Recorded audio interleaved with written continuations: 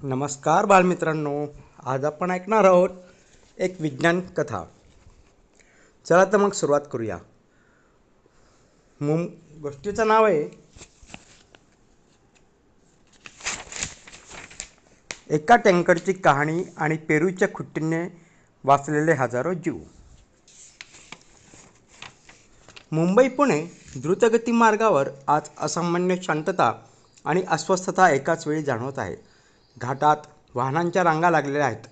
लाल ब्रेक लाईटचा अखंड पट्टा डोंगराच्या वळणावरून पसरलेला आहे.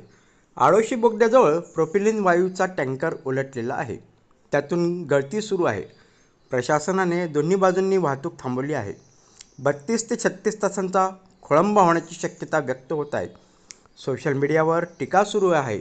पण या शांत दिसणाऱ्या डोंगराच्या साक्षीने एक अत्यंत धोकादायक प्रसंग उभा आहे. याच कुंडीत अडकलेले आहेत गणेश, त्यांचे वडील डॉक्टर देशमुख आणि त्यांचे मित्र डॉक्टर जोशी. प्रवास जो धडा बनतो. शनिवारची सकाळ आहे.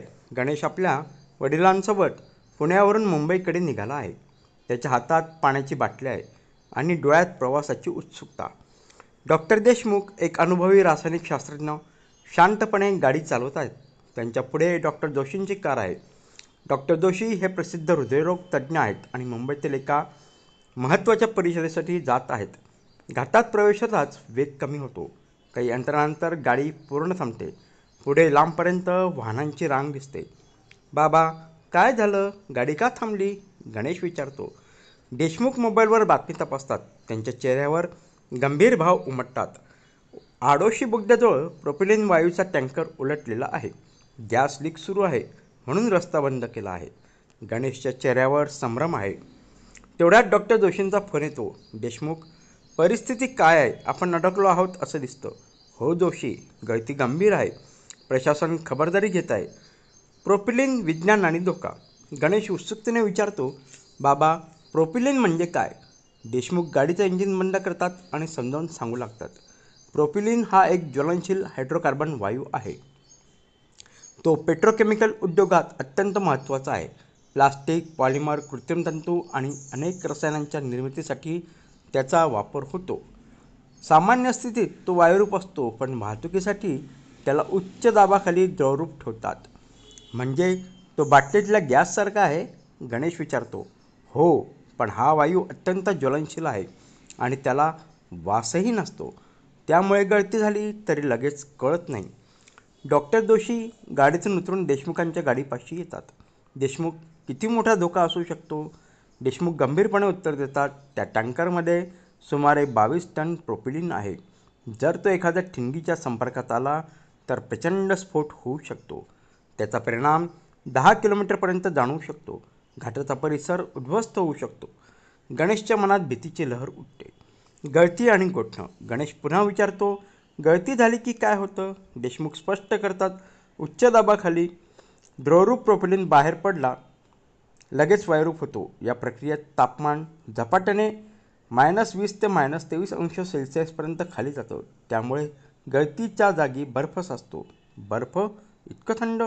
हो, आणि तो बर्फ हाताला लागला तर त्याचा त्वचा भाजल्यासारखी जखम होते. टँकर चालक गळती हाताने रोखण्याचा प्रयत्न करतो आणि त्याचे हात गंभीर जखमी होतात. डॉक्टर जोशी म्हणतात, अशी जखम फ्रॉस्टबाईटसारखी असते. रक्तप्रवाह थांबतो आणि मांसपेशी नष्ट होऊ शकतात. गणेशला जाणवतं विज्ञान किती सामर्थ्यवान आणि किती धोकादायक असू शकतो. काही वेळाने माहिती मिळते की तज्ज्ञ गळती नियंत्रणात आणण्याचा प्रयत्न करत आहेत. गणेश विचारतो. बाबा, ते गळती कशी थांबवतात? देशमुख सांगतात, तज्ज्ञ पेरूच्या झाडाला लाकडापासून खुट्टी तयार करत आहेत. पेरूचे लाकूड मऊ आणि लवचिक असतं. अतिशय थंडीत ते फुगतं आणि घट्ट बसतं. जसं वाईनच्या बट्टीला लाकडी बूच लावतात तसं. ती खुट्टी वाळमध्ये बसवली जाते आणि गळती थांबते. डॉक्टर जोशी आश्चर्याने म्हणतात, निसर्गानं दिलेलं साधं साधन हजारो जीव वाचवत आहे. देशमुख हलकसं हसतात. विज्ञान म्हणजे निसर्ग समजून घेणं. प्रयोगशाळा आणि जंगल दोन्ही आपल्याला शिकवतात. गळती थांबल्यानंतरही धोका संपलेला नाही. टँकर हलवण्यासाठी त्यातील वायू दुसऱ्या टँकरमध्ये ट्रान्सफर केला जात आहे. प्रक्रिया अत्यंत सावधगिरीने चालू आहे. 3 टप्प्यात वायू हस्तांतरित केला जात आहे. संपूर्ण ऑपरेशन 36 तास चालत आहे. गणेश, देशमुख आणि जोशी गाडीत बसलेले आहेत. उन्हं वाढत आहेत, पाणी मर्यादित आहे. काही लोक अस्वस्थ आहेत, काही जण प्रशासनावर टीका करत आहेत. जोशी म्हणतात, लोकांना फक्त 32 तास दिसतात, पण त्यामागचं संकट दिसत नाही. देशमुख उत्तर देतात, आपत्कालीन व्यवस्थापनात घाई म्हणजे धोका. एक चुकीचं पाऊल हजारो जीव घेऊ शकतो. वाहन चालवताना घ्यायची काळजी. गणेश शांतपणे ऐकत आहे. बाबा, आपण गॅस टँकर पाहिल्यावर काय करायचं? देशमुख सांगतात, टँकरपासून सुरक्षित अंतर ठेवायचं. ओव्हरटेक करताना अचानक वेग वाढवायचा नाही. घाटात वेग मर्यादा पाळायची. अपघातस्थळी कुतूहलाने थांबायचं नाही. इंजिन बंद ठेवायचं आणि प्रशासनाच्या सूचनांचे पालन करायचं. सिगारेट, मॅचस्टिक किंवा ठिणगी निर्माण करणारी वस्तू वापरायची नाही. जोशी जोडतात, प्रतिबंध हाच सर्वोत्तम उपचार आहे. देशमुख पुढे म्हणतात, आपण सगळे नागरिक म्हणून जबाबदार आहोत. सोशल मीडियावर अफवा पसरवणं टाळलं पाहिजे. मदतकार्य करणाऱ्यांना सहकार्य केलं पाहिजे. गणेश मान डोलवतो. हळूहळू वाहतूक सुरू होते. घाट मागे पडतो आहे. डोंगर, झाडं, धुके सगळं शांत दिसत आहे. देशमुख गणेशकडे पाहतात आणि म्हणतात, हे बघ गणेश, ही सृष्टी आपल्याला किती काय देते. आज पेरूच्या झाडाच्या खुट्टीने आपल्याला किती काय दिलं. हजारो लोकांचे प्राण वाचवत आहे. म्हणून सृष्टी आणि तिचं विज्ञान म्हणजेच सृष्टीज्ञान हे खूप महत्त्वाचं आहे. निसर्ग हा फक्त वापरण्याची वस्तू नाही, तो आपला शिक्षक आहे. योग्य वेळी योग्य ज्ञान वापरलं तर साधं लाकूडही जीवदान देऊ शकतं. डॉक्टर जोशी शांतपणे म्हणतात, मानवाने निसर्गाकडून शिकायला हवं. आधुनिक विज्ञान आणि सृष्टी यांची सांगड हाच खरा विकास. गणेश खिडकीतून बाहेर पाहत आहे. त्याच्या मनात आता भीती नाही तर आदर आहे. त्याला जाणवतं, विज्ञान शक्तिशाली आहे, संयम आवश्यक आहे, निसर्ग अमूल्य आहे आणि जबाबदारी प्रत्येकाची आहे. त्या दिवशी गणेश फक्त कोंडीत अडकलेला नाही, तो शिकत आहे. विज्ञान, निसर्ग आणि समाज यांचं नातं. आणि त्याला उमगतं, कधीकधी 32 तासांची कोंडी ही हजारो जीव वाचवण्यासाठी आवश्यक असते.